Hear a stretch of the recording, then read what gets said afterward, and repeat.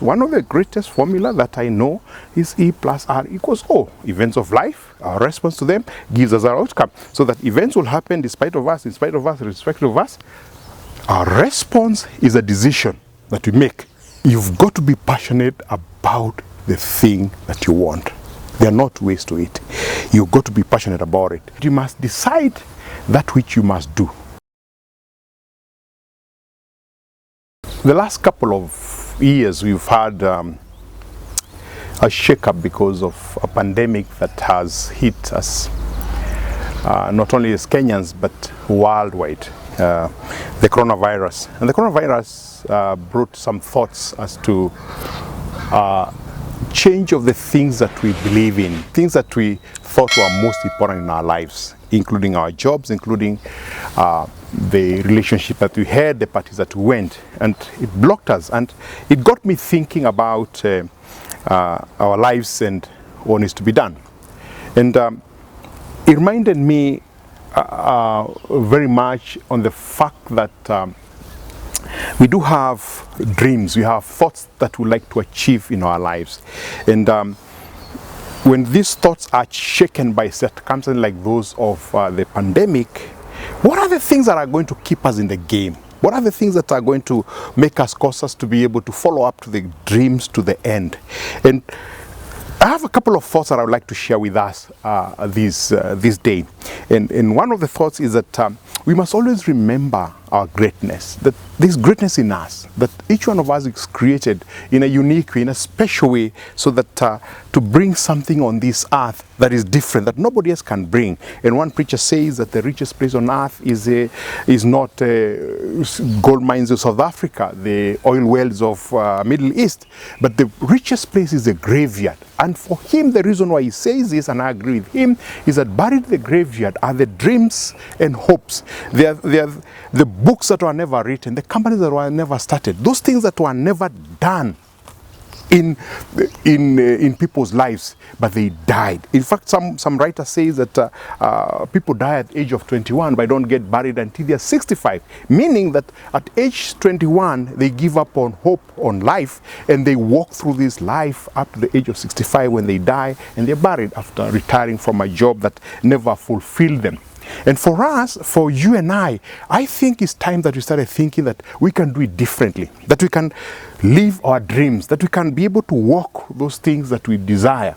And success, if I define it as doing the things that you love and getting paid for it, to an extent that between the age, or whatever age of 21 to 65, instead of walking life dead, you walk life with life, so that you can have an impact on this world. And I think if we change our thinking, if we change those things that matter for us, then we'll be able to achieve that which we need to achieve.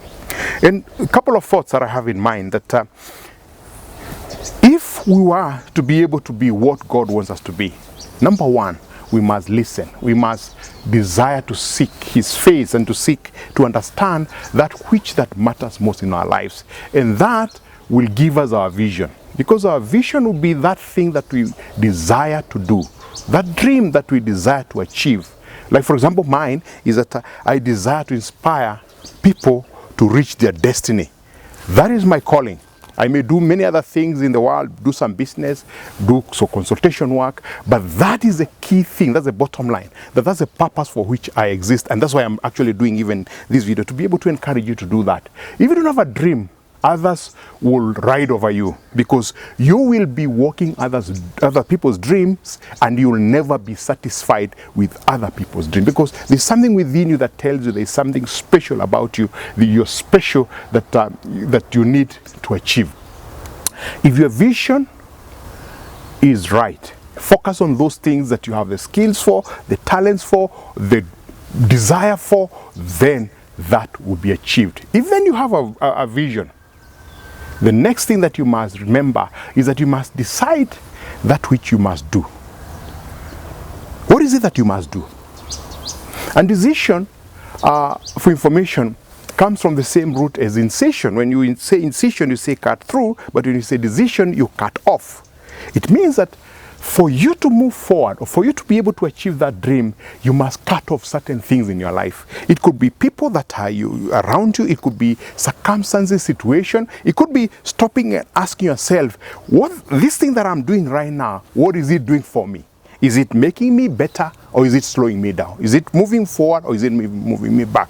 If you're able to make a decision as to what you want in your life, then you can be able to move forward and be able to do that. One of the key elements of making decision is to remember that circumstances will happen to you. Things will happen to you.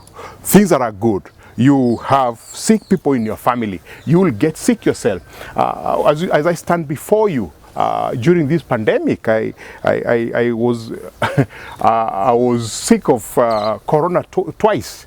And one time I spent about 12 days in hospital. So I know the cost of oxygen is no longer free. It's only opinion that I think is free in this world. It's expensive. And because I went to that hospital, I went to the hospital to that bed with a determination that I must come out because I haven't finished my work.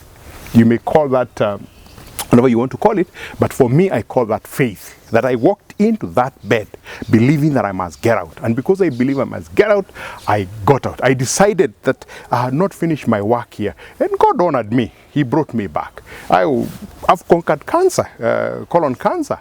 When I walked to Professor Hassan's office on 20th November 2013, and he told me, guess what, Alex, you have cancer. And I said, wow. What needs to be done? He said, you need to operate on it. And he said, look, well, let's wait until January so that I can be able to spend Christmas with the family. Imagine spending the last Christmas with your family happily ever after, and then whatever happens, happens. And I conquered it. I thank God. It's a miracle for me. But it's a decision that I want to conquer it, and God works with me on that. I'm using these extreme examples, but your examples might be not that extreme. Now, Number three, if you want to be able to move from where you want to where you want to be, and these are the lessons that are coming out, is that you must do some action. So one of the greatest formula that I know is E plus R equals O. Events of life, our response to them gives us our outcome. So that events will happen despite of us, irrespective of us. Our response is a decision that we make. Is a decision we make. Is an action that we decide to do. And when we do that, then it gives an outcome. So in the circumstance where you get hit by COVID, your response to that is just a disease. You talk to the doctor and ask him, what's the basic thing that I need to do? And his advice is, you go to hospital, be isolated, relax. What we'll do, we'll feed you steroids. There'll be very bad effect on you. Number one, your sugar levels will go up. I'm diabetic, so my sugars were going to 20 or so, but then they had insulin to bring it down. You take the insulin, and in the process, my response was that all these are happening so that I can get out of this hospital bed, so that I can go out there and do my job, go and do my vision, go and get my dream that is to inspire others. And guess what? 12 days after, boom, I'm out of hospital. And that is important for you to know. Things will happen to you. You respond to them. Your outcome will be given. A couple of months ago, I got arrested by police because I was speeding somewhere near Amboseli. I've driven on that road for many years. I've never seen the signboard, but they said to me there's a signboard for 50 kilometers in the middle of nowhere for animal crossing. My response? Your response would be, you argue with the police, call them names, whatever, who do you think you are? I said, no. They actually told me it's behind there. I said, no. If you say it is there, I believe you. And they gave me a ticket. I said, there's no problem. On Monday morning, I'll go to Kajiado court so that I can defend myself or pay the fine or whatever needs to be done.